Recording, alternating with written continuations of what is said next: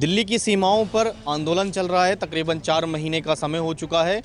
इस बीच आज शहीदी दिवस किसान मना रहे हैं और इस शहीदी दिवस को किसान युवा दिवस के रूप में भी मना रहे हैं, जहां बॉर्डर पर हर रोज़ आपको सरकार विरोधी नारे गूंजते थे मंच से, आज वहीं देशभक्ति के तरानों की आवाज़ सुनाई दे रही है। और आज मंच का जो संचालन है वो पूरी तरह से युवाओं के हाथ में है। युवा प्रेस कॉन्फ्रेंस भी करेंगे, मंच का संचालन भी युवा करेंगे और आज वक्ता भी युवा ही हैं। शहीदी दिवस के मौके पर दिल्ली के अलग अलग सीमाओं पर बहुत जगहों से युवा चलकर दिल्ली पहुंचे हैं, चाहे पंजाब, हरियाणा, उत्तर प्रदेश के वो इलाके हों, और बड़ी तादाद में युवा बॉर्डर्स पर नज़र भी आ रहे हैं। तो ऐसे में जब आज युवाओं के हाथ में कमान है और किसान नेता आगे की रणनीति पर भी बनाने वाले हैं, चूँकि 26 मार्च को एक बार फिर से किसानों की कॉल है कि देश को बंद किया जाएगा, उसकी रणनीति पर भी उसकी भी रणनीति आज बनाई जा रही है। तो जहां एक तरफ शहीदी दिवस मनाया जा रहा है, वहीं बॉर्डर्स पर शहीदी दिवस को युवा दिवस के रूप में किसान मना रहे हैं। हैदर अली, जगत 24/7 न्यूज़।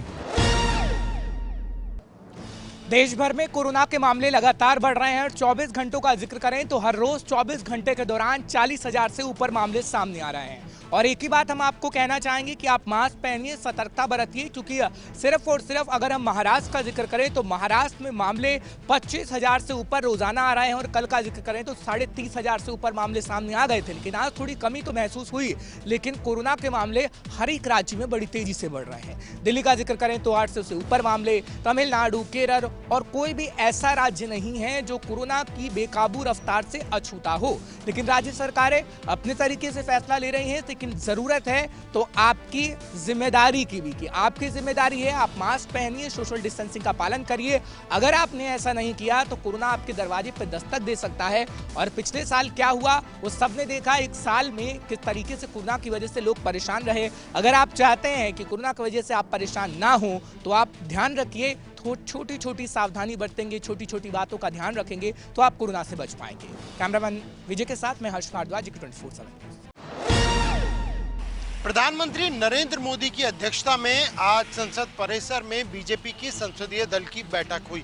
इस बैठक में कई केंद्रीय मंत्री और बीजेपी के कई सीनियर नेता मौजूद थे। पहले ये बैठक 17 मार्च को होनी थी, लेकिन बीजेपी के सांसद के निधन होने की वजह से इसे टाल दिया गया था। इस बैठक में कई महत्वपूर्ण मुद्दों पर चर्चा की गई, साथ ही में आने वाले चुनाव में किस तरीके से पार्टी की रणनीति रहनी है, इस पर भी मुख्य तौर पर बातचीत की गई।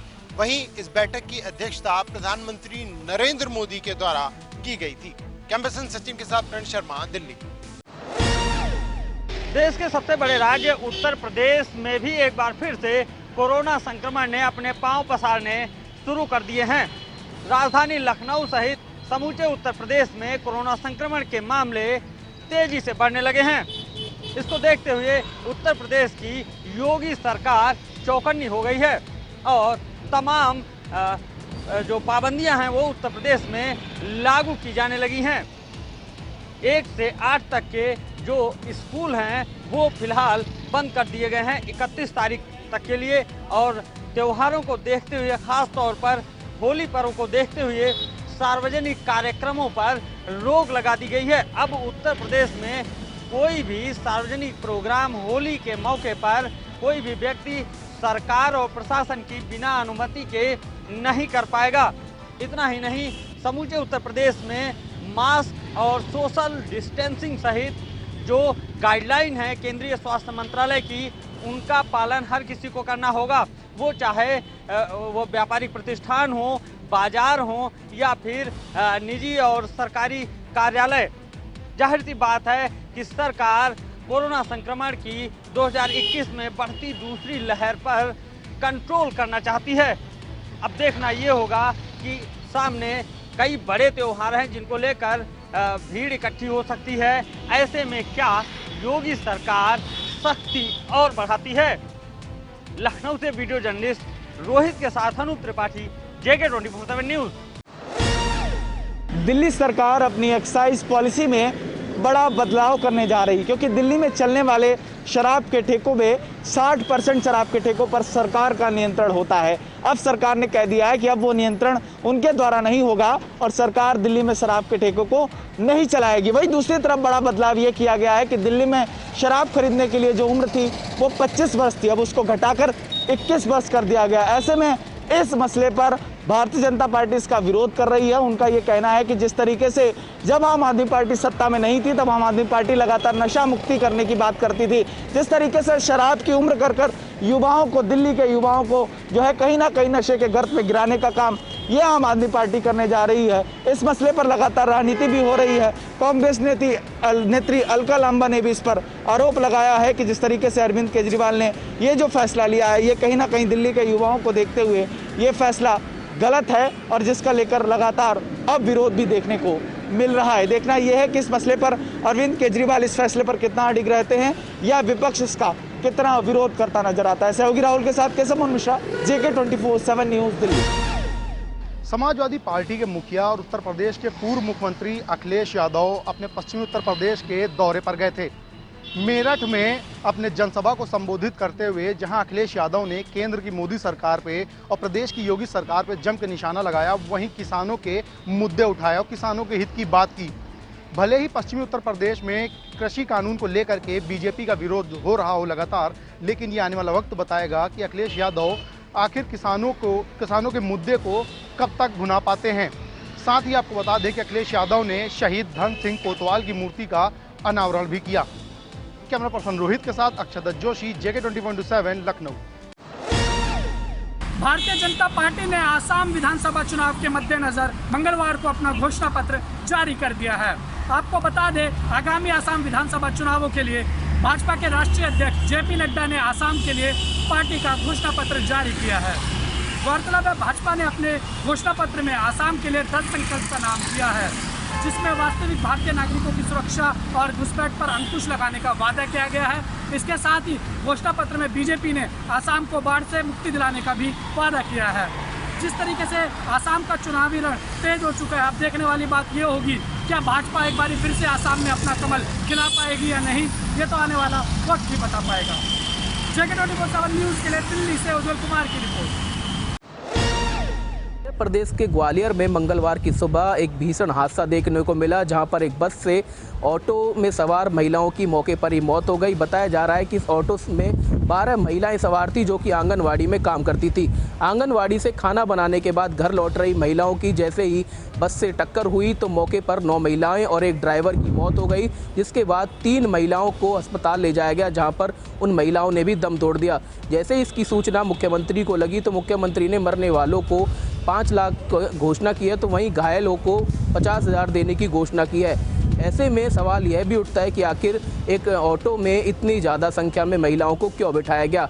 तो वहीं जानकारी यह भी निकल कर आ रही है कि जैसे ही महिलाएं 2 ऑटो में सवार होकर अपने घर के लिए निकली थी, एक ऑटो रास्ते में खराब हो गया, जिसके बाद सभी महिलाओं ने एक ही ऑटो में बैठने का फैसला लिया, जिसके बाद ऑटो की जो है बस से टक्कर हो गई। अब पूरे मामले की जो है पुलिस जाँच कर रही है। सहयोगी राकेश के साथ संदीप गोयल, JK 24/7 न्यूज़, फरीदाबाद। भारत और पाकिस्तान के बीच संबंधों पर जमी बर्फ दिन प्रतिदिन पिघलती हुई नजर आ रही है। दरअसल पाकिस्तान और भारत के बीच कल शीर्ष अधिकारियों की सिंधु जल संधि को लेकर एक अहम बैठक होने वाली है। गौरतलब है कि पिछले कुछ दिनों से भारत और पाकिस्तान के बीच संबंध लगातार सुधरने की दिशा में आगे बढ़ते हुए नजर आ रहे हैं। इसकी शुरुआत सबसे पहले पाकिस्तान और भारत के बीच हुए संघर्ष विराम समझौते से हुई, जिसके बाद पाकिस्तान ने इस बात का भारत को आश्वासन दिया कि वो संघर्ष विराम को लेकर अपनी तरफ से ख्याल रखेगा। उसके ठीक बाद शंघाई सहयोग संगठन की बैठक में भारत, पाकिस्तान, चीन समेत तमाम शंघाई सहयोग संगठन के देशों ने एक एंटी टेरर मिलिट्री एक्सरसाइज करने का फैसला किया और इसका भारत और पाकिस्तान दोनों ने स्वागत किया। और अब दोनों देशों के बीच अधिकारियों की सिंधु जल संधि को लेकर बैठक होने वाली है। कई मीडिया रिपोर्ट्स के मुताबिक यह बात भी निकलकर सामने आ रही है कि इस पूरी बातचीत को कराने के पीछे संयुक्त अरब अमीरात का हाथ है।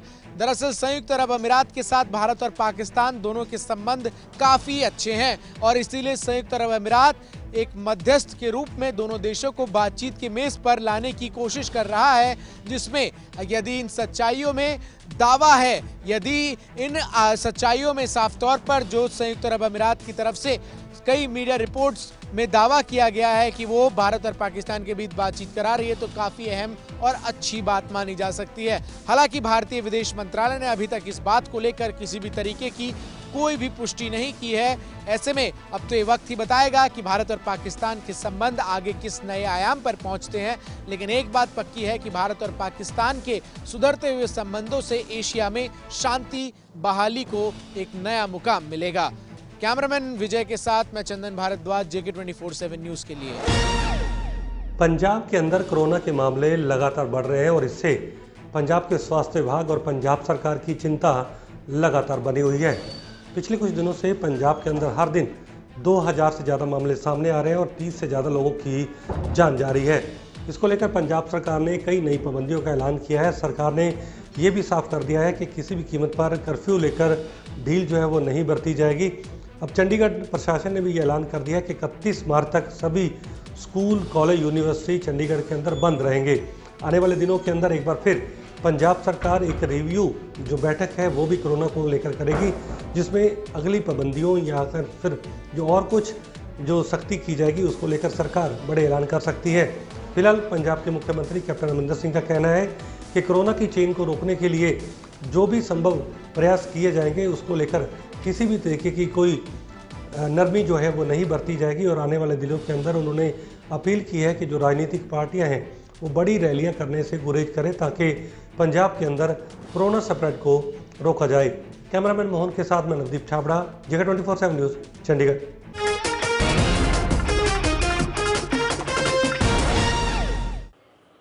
खबरों से अपडेट रहने के लिए चैनल सब्सक्राइब कीजिए, साथ ही बेल आइकन जरूर दबाएं।